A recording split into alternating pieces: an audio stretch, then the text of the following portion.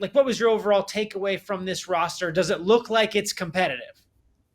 Yeah, I mean, it absolutely does. And Brian Poles actually touched on that when he spoke today at the podium, where he was like, listen, it gets harder and harder, the more competitive the roster is. And that's a good problem to have. He's not starting from a place that he was a few years ago, where he was making waiver claim after waiver claim at this stage of the game. He's not going to be doing that. He said, this is not a roster that you end up claiming six guys, to join it at this stage of the game. So like you said, Scott, there weren't too many surprises. The biggest thing that stuck with me from today was when we talked to Ben Johnson earlier before practice.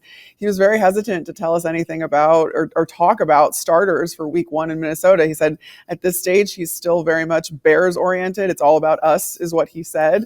And he didn't want to get into who was going to start. I think it might have been a way of maybe skirting the left tackle question, because we still don't know who the starting left tackle is for sure. That has not been announced. Ben Johnson was reluctant to say that anybody had won it outright, which is what he talked about wanting to see all throughout camp, was someone kind of going out there, taking the bull by the horns and winning that job. It doesn't sound like that's happened so far, but we don't know exactly who is going to be out there week one against the Minnesota Vikings on Monday Night Football.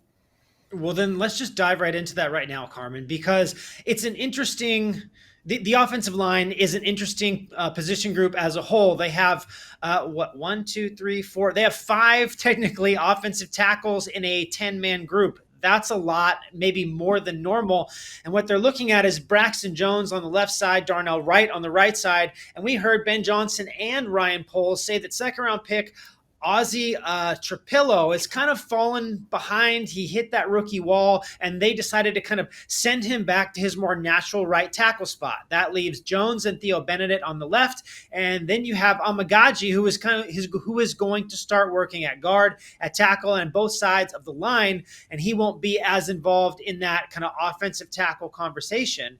Another factor that I think Ryan Poles brought up that is really interesting is you're constantly comparing Braxton Jones and what they're seeing right now upon his return from major ankle surgery that ended last year for him to what he was before the injury. I don't know if he's there yet. And I think that because we're just seeing some inconsistencies there. So Ben Johnson, I think, is going to leave this thing open as long as humanly possible.